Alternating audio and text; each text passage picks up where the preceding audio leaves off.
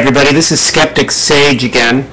I felt the need to respond to yet another video by Uma Films, another piece of propaganda that I thought was pretty ridiculous. Very engaging man on the video. He is edited, very effective, I think, in hoodwinking people. He makes a number of contentions, though, that are not particularly logical, and I wanted to respond to each of these. I challenge the people at Uma Films to create even a small, quick little video to challenge me in what I'm saying, but I won't hold my breath. Some of the contentions that he mentions are very interesting, and if you watch the video, which is called Vlog Number 9, Who Hijacked Islam? First thing he says is that no one who is not a Muslim can know anything about it, and why are there people on TV who are not Muslims talking about Islam? Do you understand how utterly irrational that is? If you want to know about communism or fascism, you don't talk to a communist or a fascist, you talk to someone who has studied it, who isn't a communist and who isn't a fascist, and who's going to be objective about it.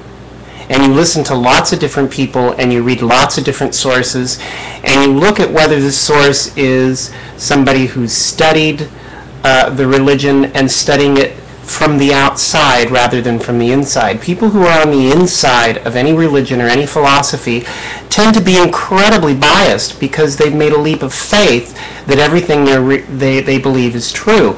So why would they be the people to talk to get an objective idea about what's going on? History is written and we can all read it. We can all pick up a copy of the Quran and read it. You don't have to be a Muslim to do that. You, in your video, quoted the Bible. Are we supposed to ignore what you said because you are not a Christian? Should we just ignore everything you said? You said stuff about black people. You said stuff about a large number of minority groups that you're comparing to Islamic people. Should we ignore all those comments because you don't belong to any of those minority groups, so therefore you can't possibly know anything about it? Not very logical statement.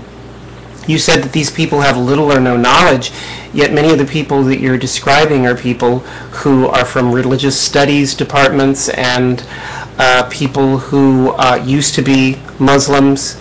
One man that is very critical of Islam and very critical of the Prophet and very critical of the Quran is not only a former Muslim but a former terrorist. So you can't say that all of the negative press that Islam is getting from people who are ignorant. That just isn't fair.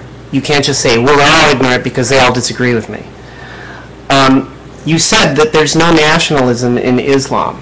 Now, I've read probably 30 books on Islam, and I've studied Islam as a psychological phenomenon. I've done therapy. I'm a psychotherapist. I've done therapy with people who are Islamic.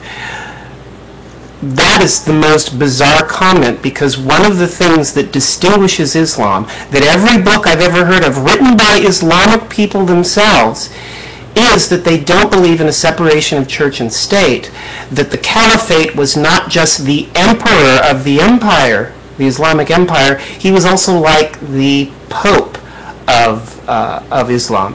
So the Pope and the Emperor are the same person. It's a very different thing than the West. It isn't necessarily wrong or right, but it makes your comment bizarre.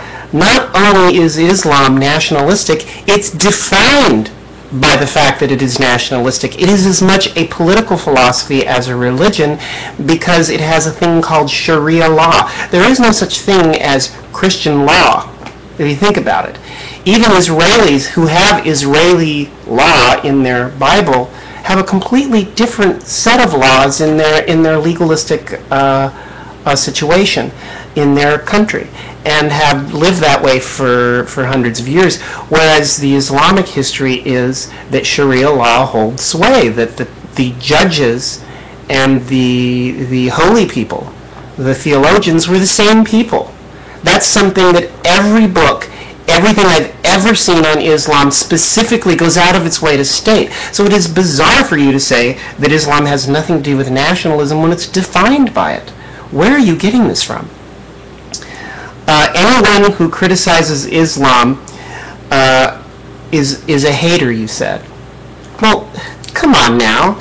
If I criticize a communist or I criticize a fascist, does this mean I'm a hater because I don't like communism and fascism and I don't like the effect that that philosophy has had on the behavior of people, that large number of people have died because of those philosophies?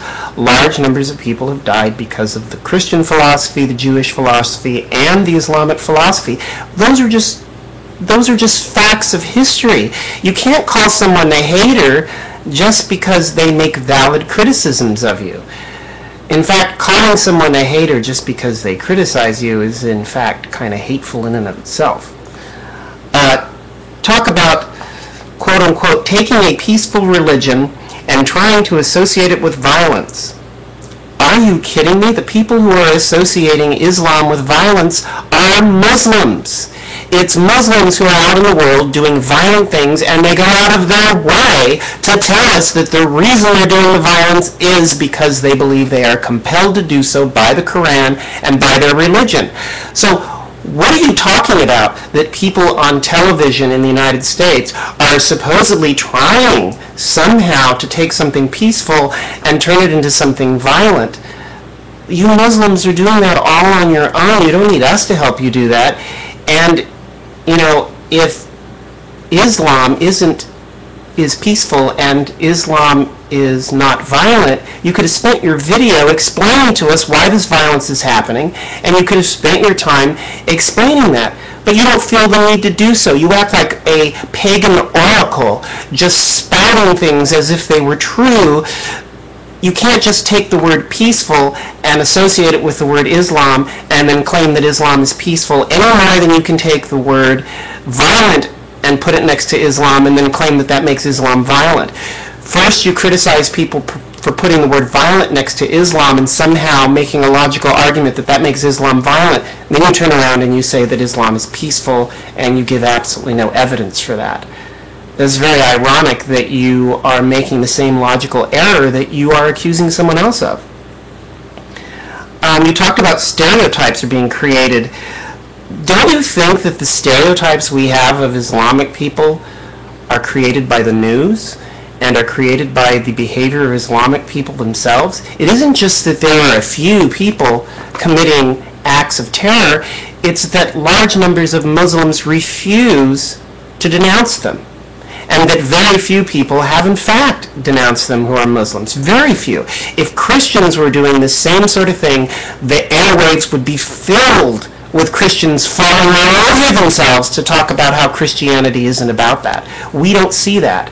Secondly, when 9/11 occurred, do you know what we saw all over the Middle East, in the streets, in hotel lobbies? We saw this over and over and over again, people dancing and laughing. Yasser Arafat said that he was shocked, but he didn't look particularly shocked to me. He said he was shocked, but he was the only person who claimed to be shocked. Everybody else either seemed calm or they were dancing. I'm not concerned about the people who blew up the 9/11. I agree with you. Those people are a minority in your religion. What I'm concerned about are the millions and millions of people who thought it was nice to dance on the graves of dead Americans who were completely innocent and had done nothing wrong to any Muslims. Why don't you talk about that in your videos? How can one submit to God and spread terror, you ask? What a stupid question.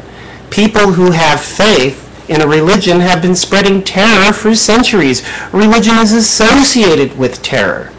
Christianity, the pagan religions, most religions, in fact the only religion I can think of that doesn't have any terror associated is probably Buddhism, and give me some time. I probably can find some time at some point when Buddhists were doing just that. You said that, again, and I quote, that how can you submit to God and then spread terror? Well, it's very, very simple. You've answered your own question. If you believe that God wants you to terrorize people, then submitting to God will make you terrorize people. Very simple. The Quran is filled with quotes that say, if you meet the Christian or the Jew, smite them, kill them. If you meet someone who used to be a Muslim and they change their religion, kill them. It's in the Quran. You claim to be a Muslim and you claim to know a lot about it.